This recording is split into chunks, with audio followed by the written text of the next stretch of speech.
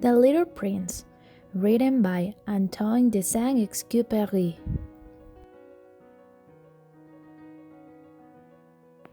Narrated by Victoria, Jennifer, Maria José, and Estefany.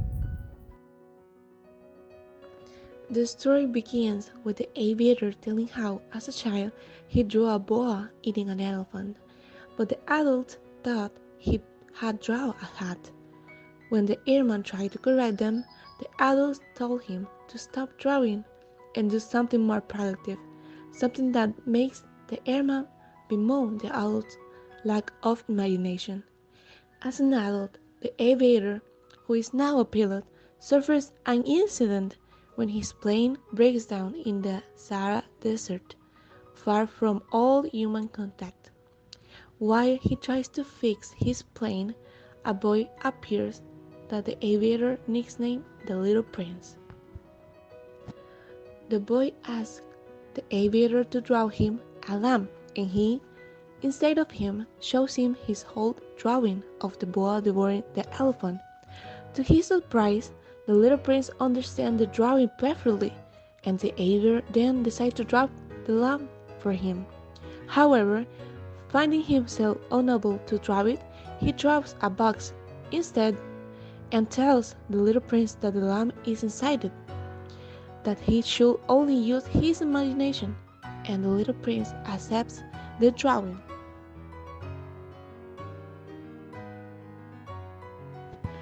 The days go by, and the aviator continues trying to repair his plane without success. Meanwhile, the Little Prince tells him the story of how he came to the Earth. According to his account, he comes from a small planet, asteroid B612, which is a little bigger than a house and has 3 small volcanoes, one of them inactive, and a great variety of plants. He spends the day cleaning the volcanoes and removing some weed seeds, like the seeds of the bobo trees. The Little Prince tells that he visits 6 other planets, all of them inhabited by narrow-minded adults. On the first planet, he met a king with no subject who just wanted someone to blindly obey his orders.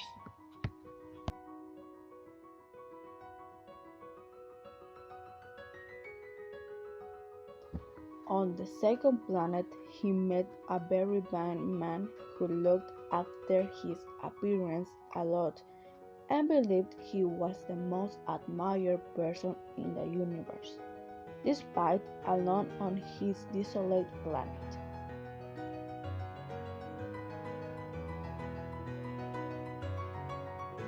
On the third planet, he met a drunk who drank to forget the shame of being a drunk.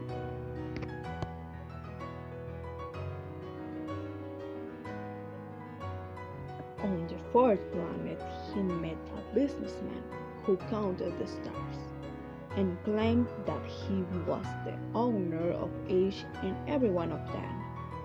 So he constantly counted them to make sure they were all there. On the fifth planet, he met a lame player who turned his lighthouse on and off constantly, without rest, at dawn and dusk, something that would have been logical if it weren't for the fact that on his planet, days pass in a minute. On the sixth planet, he met a geographer who spent his days investigating his theory, a theory that said that he had never really explored the world that he claimed to know so much. The geographer asked the Little Prince to describe his house, and he told him about the rose. But the geographer explained that he didn't record ephemeral things like plants. The geographer, moreover, is the one who recommends to the Little Prince to visit the seventh planet, Earth. When he arrived on Earth, The little prince landed in the desert and thought the planet was uninhabited. But then he met a yellow snake who told him that it had the power to help people return to where they came from. Then he found a flower that told him that she had not seen people there for years. So he decided to climb a mountain, the highest he had ever seen in his life, to see the whole earth, but he found a panoramic view of the desolate desert. The little prince called and yelled, and his echo answered, so he thought it was other people making fun of him. He kept looking and found a garden of roses that made him discouraged, because he thought that his rose was the only one in the universe, and he found that it was not like that there were hundreds of roses. Then he felt miserable, thinking that on his small asteroid there were only 3 volcanoes and a flower that seemed to be more common than he imagined. Immersed in sadness, the little prince began to cry, and that attracted the attention of a fox who wanted to be tamed and was looking for humans. The fox explained to the little prince that his rose was unique and special in the universe because he loved it. He told him that, in a certain sense, the little prince had tamed the rose, and that is why he now felt responsible for her and her well-being. The little prince then decided to also tame the fox, with whom he forgot a beautiful friendship. Although, in the long run they had to part ways with him, and that made him feel sad again. However, he left him an important lesson. What is essential is invisible to the eye. 8 days have passed, and the aviator still can't fix his plane. He no longer has water, and thirst begins to be a problem. So, in search of water, he has spent hours walking through the desert with the little prince, and it gets dark. They sit down to rest and talk about how beautiful the desert is.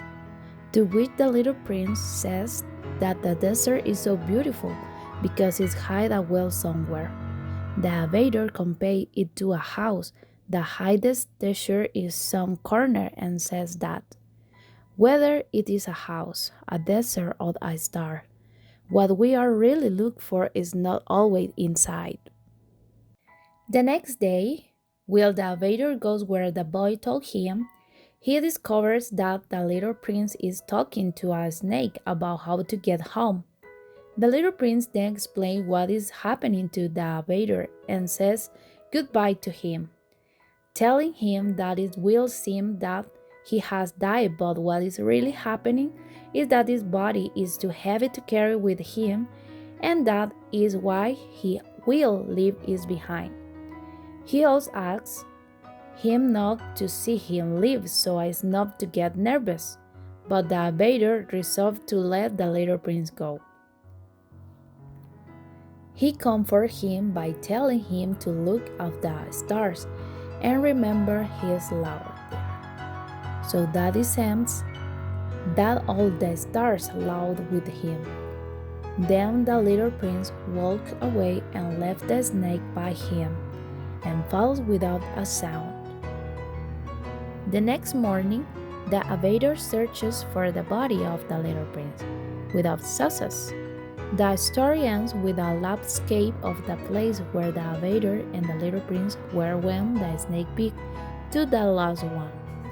The aviator then asks that if anyone visit the place and find a golden-haired boy who does not respond to what is asked, they notify him as soon as possible.